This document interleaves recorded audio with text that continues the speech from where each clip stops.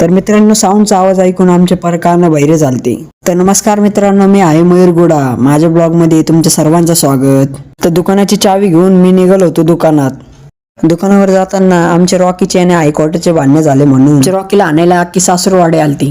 असं पाहायला गेलं तर आमची रॉकी वयाने लहान आहे, पण कसं आहे तुपकत गुंड असल्यामुळे अख्खी सासूरवाडी आणली असती. पण कसं आहे उगाच चौकात वाद नको म्हणून थंड घेतला. रॉकीचं मॅटर क्लोज करून मी निघालो होतो डायरेक्ट दुकानात. दुकानात आल्यानंतर पहिला कुलूप उघडला, गॉगल घालून मस्तपैकी स्नॅप काढला. स्नॅप बिप काढल्यानंतर आमचा मुकदम मला घ्यायला आलता आपल्या MGला घेऊन. मग काय घेतलं 120ची स्पीडने निघालो होतो गावात. आज मुकदमच्या गावात काम असल्यामुळे आम्ही गेलतो मग गावात. तारकपूर रोडला रस्त्याचं काम चालू असल्यामुळे मोक्कर गर्दी झाली. आईला नशीब असावं पण आमच्यासारखं नाही, असं म्हणण्याचं कारण त्या कामासाठी आलतो ते कामच झालं नाही. घेणं देणं आणि कंदी लावून देणं असं झालं आमचं. पण जाऊन द्या, या कामामुळे तर मुकदमाने माझी गावात एक लोकल चक्कर तर झाली. ट्रॅफिक काय माझ्या मागत लागली. भिस्ताबागला जाताना एवढी ट्रॅफिक होती की सांगूच नका. मुकदम आणि मी साऊंड लवर असल्यामुळे आम्ही गेलो मग साऊंड बघायला.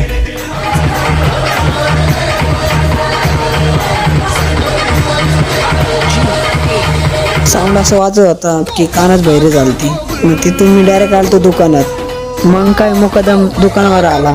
दुकान बंद करून मी निघालो होतो मग घरी. तर तुम्हाला तर माहिती, रात्र झाली की आम्हाला दिवस उजडल्यासारखं वाटतं. तर आम्ही गेलो मग दूध प्यायला आल्यानंतर आज आमच्या चिकू शेटचा खर्च असल्यामुळे ते चिकू शेटने मोक्कर खर्च केला. कारण आमच्या चिकू शेटचा विषय पंपत नाही, तर विषय डायरेक्ट टॉपचा असतो.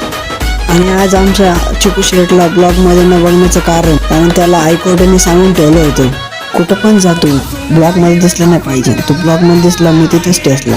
मग मस्तपैकी दूध बीत पिलो आम्ही. तर कसं वाटलं आजचा ब्लॉग? आवडला असेल तर लाईक नक्की करा आणि फॉलो पण करून टाका.